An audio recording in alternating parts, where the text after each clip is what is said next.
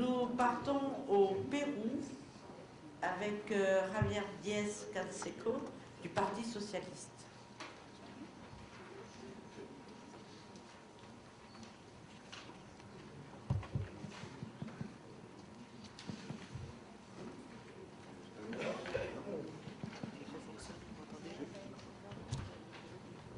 Quisiera, en primer lugar, agradecer la invitación del Partido Comunista, remercier le Parti communiste, de obviamente quienes trabajan en el área internacional. Jacques Fatt et tous les représentants du département international du parti pour leur invitation. Je voudrais saluer également l'organisation prochaine du 34e congrès du Parti communiste en insistant sur le fait que ce congrès et la conférence à laquelle nous participons ici est une véritable et authentique tentative de redéfinir l'internationalisme, c'est-à-dire de tenter de fonder cette nouvelle définition sur une meilleure façon de nous entendre, de nous écouter les uns les autres, en nous rendant bien compte que nous ne sommes pas identiques, mais que nous sommes partie intégrante d'un mouvement pluraliste et beaucoup plus ample de forces progressistes. Je voudrais également vous adresser les salutations du Parti socialiste du Pérou et également les salutations du Parti communiste du Pérou, du Parti national du Pérou et de la coordination politique et sociale qui regroupe les principales forces politiques de gauche et forces progressistes péruviennes, aux côtés des mouvements sociaux, des confédérations syndicales et paysannes, des fronts et mouvements civiques de la région, des organisations de jeunesse, des organisations de femmes, qui illustrent dans la pratique non seulement les efforts destinés à créer l'unité, mais également l'expérience vécue par la gauche péruvienne, expérience d'erreurs liées au sectarisme et à l'enfermement qui ont conduit à pas mal d'échecs. Donc, construire l'unité et de nouvelles victoires, c'est commettre des efforts destinés à corriger les erreurs du passé. C'est également une série d'efforts destinés à aller vers la victoire, car en l'absence d'unité, il ne peut y avoir de victoire. Et si la société ne participe pas à cette action, il ne peut pas y avoir de victoire non plus. C'est la raison pour laquelle la coordination sociale péruvienne a décidé de s'organiser en organisation, en réunion d'organisation des organismes progressistes du Pérou. Au sein de cette coordination que nous avons mise en place le 8 novembre, nous réunirons les mouvements, les représentants du monde social, des organisations sociales et des partis politiques pour imaginer une structure nouvelle pour le Pérou. Structure qui ne sera pas fondée sur un cabinet gouvernemental ou quoi que ce soit de ce genre, mais qui partira de la vie réelle des gens pour proposer un changement de système et mettre en place des structures représentant davantage la réalité de la population. Nous pensons à créer une Assemblée nationale du peuple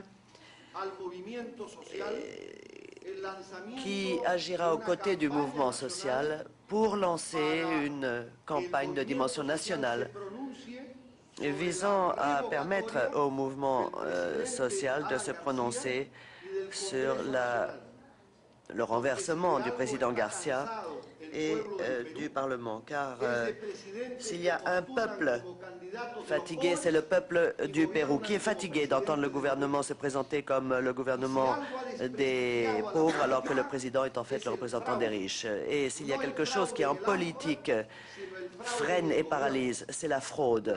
Fraude qui ne vient pas de nulle part, elle vient du gouvernement. D'où ces efforts déployés à proposer une réalité du point de vue du programme et une réalité structurelle du point de vue du gouvernement. Donc, ramener l'éthique dans la politique, ramener la transparence dans la politique et reprendre la maîtrise sur les réalités du pays, maîtrise qui doit être entre les mains du peuple. C'est une réalité qui, dans toute l'Amérique latine et notamment dans les pays andins, prend de plus en plus de force et qui implique au Pérou une transformation profonde de la vie politique. Il faut que la démocratie représentative s'associe à la démocratie participative avec une maîtrise de la vie politique par les citoyens. Ces trois éléments nous paraissent fondamentaux. On nous a proposé de donner notre avis sur le sujet d'un nouvel internationalisme. Comme d'autres l'ont dit avant moi, je pense que ce qu'il importe de faire, c'est de comprendre ensemble la nature de la crise à laquelle nous sommes confrontés. C'est une crise du modèle capitaliste, c'est une crise du libéralisme. Là-dessus, tout le monde est d'accord. Mais quoi faire? Quels sont les choix d'action face à cette crise? Là, les propositions que nous faisons peuvent être un peu différentes. Il y en a qui invoquent Keynes et la proposition keynésienne pour réagir à la crise de 29. Mais à notre avis, le scénario qui devrait s'appliquer doit être différent. En effet, ce qui se passe n'est pas identique à 29. Nous vivons une crise beaucoup plus profonde, une crise qui n'est pas uniquement une crise de capitalisme, mais également une crise de la civilisation. C'est une crise de symboles, de conception. Et face à cette crise de symboles et de conception, pour réagir, il ne suffit pas de ressusciter le modèle marxiste, car en tout cas, il faut réaliser une progression, une évolution par rapport à ce symbole de base. Et il faut aussi associer ce symbole et cette conception à d'autres. Depuis les pays andins, depuis l'Amérique latine, nous pensons que l'espace existe aujourd'hui pour développer la symbolique liée à nos peuples d'origine, aux gens qui pensent que la nature n'est pas un objet. La nature doit être un foyer pour l'homme. Et si le rapport qu'entretient l'être humain avec la nature est un rapport d'exploitation et de domination, on est dans le faux. Ce qu'il faut, c'est un rapport de coopération, de collaboration entre les deux. Mais cela exige des mesures de portée diverses qui, en deuxième lieu, doivent nous conduire à respecter le dialogue entre des cosmogonies différentes. Et sur la base de cet abord cosmique de la réalité qui peut être différent, il faut que nous reconnaissions que nous avons été très influencés, profondément marqués jusqu'à présent par la vision européenne occidentale du monde global et que nous devons développer une autre démarche pour définir ce monde global qui nous entoure. Cela étant, la crise nous pose un autre problème, car cette crise n'est pas uniquement une crise de symbolique et de conception, c'est également une crise marquée par un processus compulsif. Au sein même de cette crise, se développe de la part des États qui souhaitent conserver l'ordre ancien, se développe donc la pénalisation de la politique, la répartition du monde selon des critères nouveaux, la mise en place d'un nouvel ordre de rapport entre le capital et le travail, entre le domaine dirigé par le capital et l'ensemble de l'humanité. Il se développe également un glissement du rapport entre la multiplicité culturelle et la pensée et la morale. Je crois que de nombreuses évolutions vers la gauche dans notre pays ont un lien direct avec cette crise ou ces crises. Et ces crises ne trouvent pas une réponse automatique dans la révolution. La solution qui sera trouvée à ces crises dépend de la progression de l'être humain, de sa capacité à accumuler de la force et de la puissance pour faire des propositions nouvelles. Et c'est là qu'apparaît un troisième problème. La crise nous propose l'opportunité d'un nouveau contrat social. Il faut assumer cela clairement. Et il faut l'assumer clairement dans des pays qui, notamment, si on parle de l'Amérique latine et des pays andins, doivent remplacer les propositions fondées dans le national par des propositions liées à une nouvelle constitution, à une nouvelle assemblée constituante. Autrement dit, il faut qu'il y ait une nouvelle définition de l'État, nouvelle organisation de l'économie, nouvelle organisation de la société et reconnaissance, en particulier dans les pays andins, du fait que nous sommes des pays multi-ethniques, multiculturels et multi-ethniques, et que, par conséquent, nous devons tenir compte de cet élément fondamental. En même temps, on remarque que nous sommes des pays dont l'idée du développement était fondée sur les définitions du Nord plutôt que du Sud. Or, ce nouveau contrat social dont je parle devra intégrer un processus d'intégration régionale, mais nous confronte également au défi de la décentralisation au sein même de nos pays.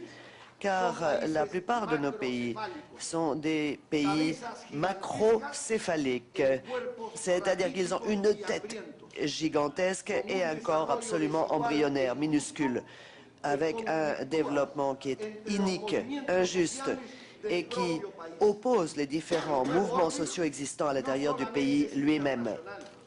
Le nouvel ordre dont nous parlons est un nouvel ordre international, mais doit s'illustrer par une nouvelle répartition de la richesse, par l'avancée d'un processus de développement qui doit pouvoir intégrer les phénomènes de décentralisation auxquels on assiste dans nos pays. Mais ce nouveau contrat social,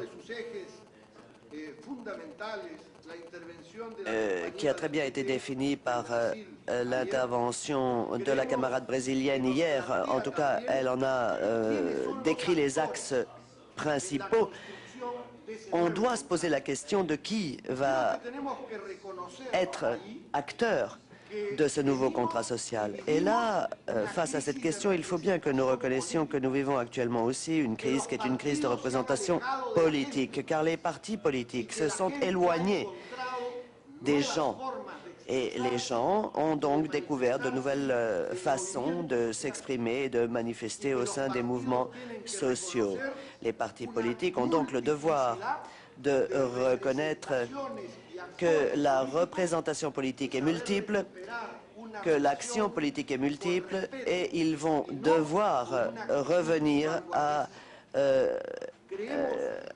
une activité plus respectueuse qui ne se limitera pas et qui ne se résumera pas à une activité d'avant-garde. Il y a bien sûr dans nos sociétés des aspects qui sont informels. 70% de l'économie péruvienne est informelle. On ne peut donc pas se contenter de l'opposition bourgeoisie-prolétariat ou même de la prise en compte de la bourgeoisie, du prolétariat et de la paysannerie. Nous avons au Pérou une composante très importante de la population qui fonctionne dans l'économie informelle et donc dans l'existence informelle. Et il faut que dans les propositions du nouveau contrat social, cette réalité soit reconnue. Et enfin, dans le cadre de ce nouveau contrat social, nous aurons le devoir de définir de nouvelles formes de lutte.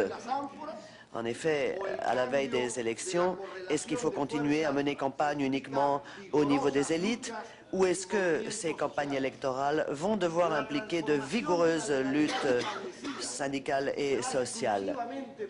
Est-ce que la représentation politique se fera uniquement par le biais des canaux institutionnels, ou est-ce qu'il sera possible de refonder ces canaux institutionnels pour créer de nouvelles solidarités?